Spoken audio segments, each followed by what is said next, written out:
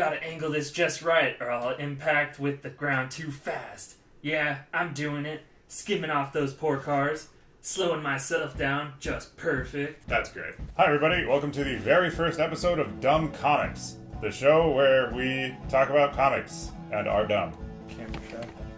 Don't be mad. It's an object that lives in your room and has seen you naked 1,000 times. That's true. And we're going to talk about The Amazing Spider-Man number 183. This is Isaac's copy of first edition, complete with what I'm 20% sure is an Arnold Schwarzenegger ad, and 100% sure is an ad for a Beatles comic. What did you think of the comic? First impressions? It's dumb.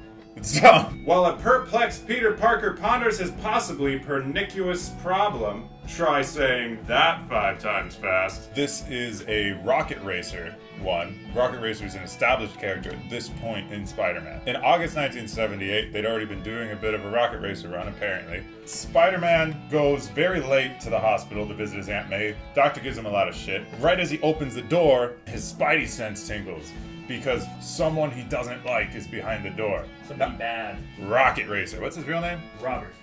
Robert Racer, I assume. He's visiting his mother in the hospital, who's also in there for an unknown reason. And she looks exactly like him. Peter's spidey sense apparently gives away that someone he doesn't like is there, because Rocket Racer is up to no good. He's up to no bad. He's visiting his gosh darn mom. And Peter's spider sense goes, whoa! So the next thing Aunt May, Rocket Racer, and his mom know, the vigilante Spider-Man is busting into this hospital room. Aunt May starts to have a heart attack. She has a heart attack. She's like, oh, my chest! He's a menace to society! And so Rocket Racer immediately is like, he just busts out. Good thing I keep my suit under my clothes. So he busts out into the hallway. Spider-Man realizes nothing's going on, and The cops come in. You're a menace, Spider-Man. Freeze, web slinger. so the cops were presumably in the next room over visiting their moms, and they bust in. Spider-Man's distracted. He's thinking thoughts like, don't be too aggressive now, Spider-Man. You don't want to kill cops. And then Rocket Racer pulls his skateboard out of nowhere. Isaac has a theory. I think he keeps it in his ass. His ass. He pulls the skateboard, his rocket skateboard, out of his ass. He fucking bursts into Aunt May's hospital room. He flies in. He's literally flying through the air. And it's not a big hospital room. It's a regular-ass hospital room. He's like, I can take on this superhero in this hospital room with my mother using a skateboard. This rocket-powered skateboard is what's gonna give him the edge. Later in the comic, we see that he has rockets that like can blow shit up coming out of his wrist. So the plan was either to like outskate Spidey, or to blow him up in the hospital room where his sick mother is. He's also wearing a headset, probably listening to music. Anyway, whatever his plan was, it goes awry. So awry. Spider-Man throws him, and he like leans into it so that he gets thrown out the window. The skateboard flies down the wall of the hospital, and then Rocket Racer just lands on it midair. In Avengers, when Tony summons his suit from like a mile away while he's falling, it was cool. It was cool. Same thing. Rocket Racer did it first, obviously. If you're gonna have a character whose gimmick is a rocket-powered skateboard, you might as well do that. We want to take a step back. Oh yeah, I missed the whole thing. Wheel. Tell us about Jackson Wheel. Well, we don't know much about him because we haven't read the previous issues.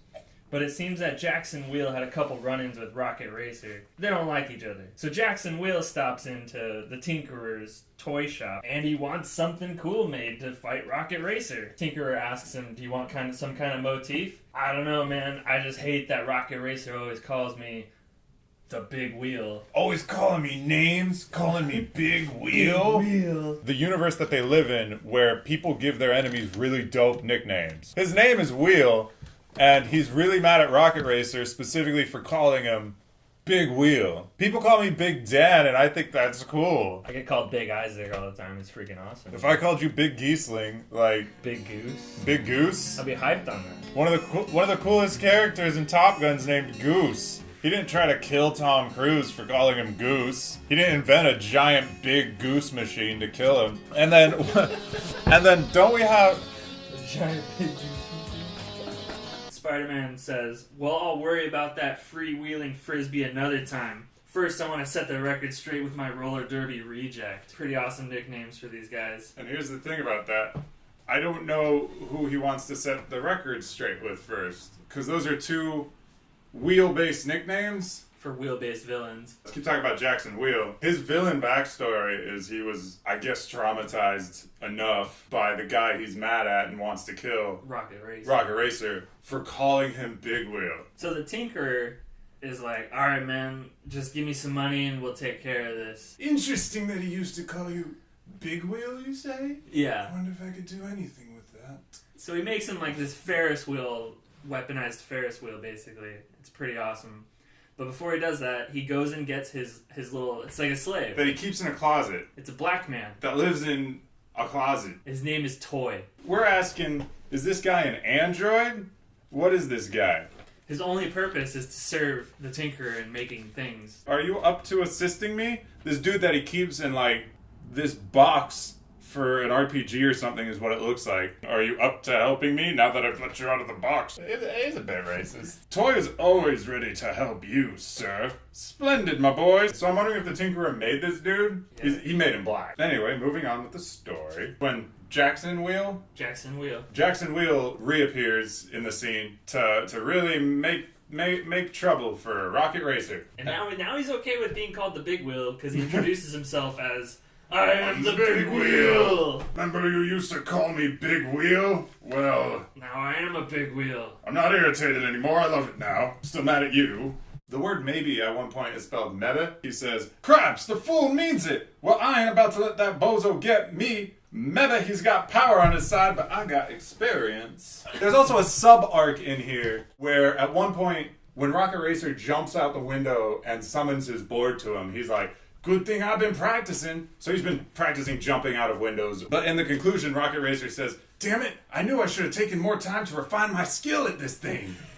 And there's like this random arc that just gets 2 lines of like practice. There's a moral in this comic that you should practice things. That's great. Spider-Man's chasing down Rocket Racer and he says, alright, handsome, wait up for your friendly neighborhood arachnid. I think we can infer that Spider-Man is sexually attracted to Rocket Racer. Homoerotic subtext for sure. Definitely. Interracial, ahead of its time, definitely portraying. They're just breaking down barriers. Breaking down barriers. This is the 70s, guys. It's not a healthy relationship, and it's not even a relationship, but there's interest. Spider-Man finds him handsome. So Spider-Man chases Rocket Racer down to a rooftop. Big Wheel scales the building, and his Big Wheel gets up Straight high. up. You've doomed us both, Webhead. Again, calling him by a cool name, because they're secretly very affectionate towards each other. Because he finds him handsome. At least Rocket Racer's love is entirely pure and not shallow, because he's never seen Spider-Man's face. Big Wheel can't stop his Big Wheel,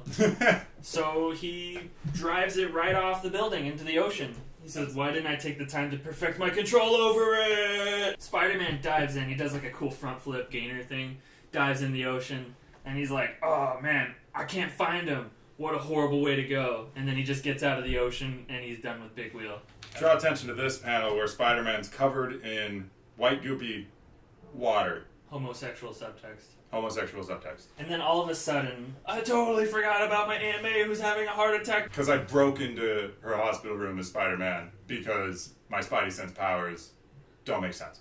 Maybe Spider-Man's a little shy around good-looking people, and that's why it went off. The Spidey sense are just like, hey, there's a handsome dude on the other side of this door, watch out. So he gets back to the hospital. He's met by the doctor who just hates him. This doctor is just like, hey, you stupid idiot. You piece of shit. Your Aunt May's dying in this hospital. You can't even go see her because she's in the critical ward.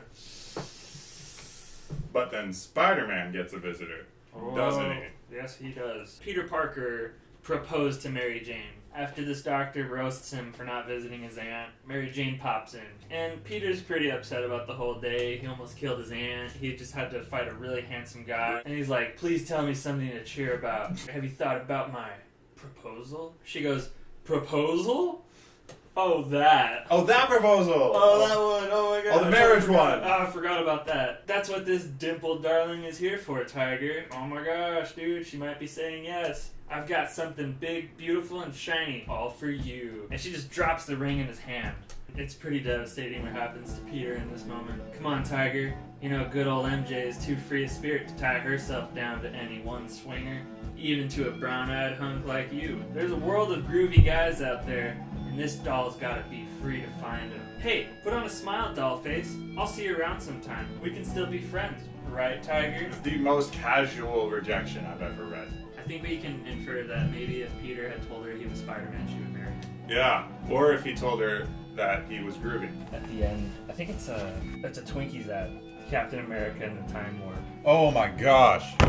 Check that out. For Twinkies. That's an advertisement for Twinkies. Captain America and the Time Warp. With Nick Fury. The original Nick Fury is portrayed by David Hasselhoff, not Samuel L. Jackson. You can tell because, it's the eye patches on the other eye. I'm kidding, it's because it's white.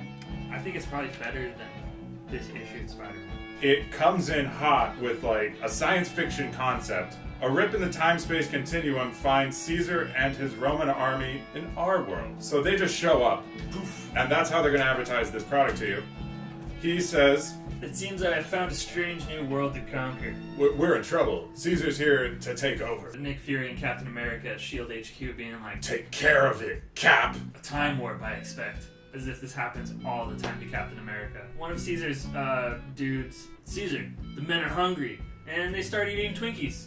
And they're delighted by it. And that's how they know that we're an advanced civilization. Because we got Twinkies. He's kind of over conquering this planet, I guess, after this whole thing. Captain America's just like, "Those are Hostess Twinkies cakes. Yo, now you can go back to your place and we'll send you back to your dimension."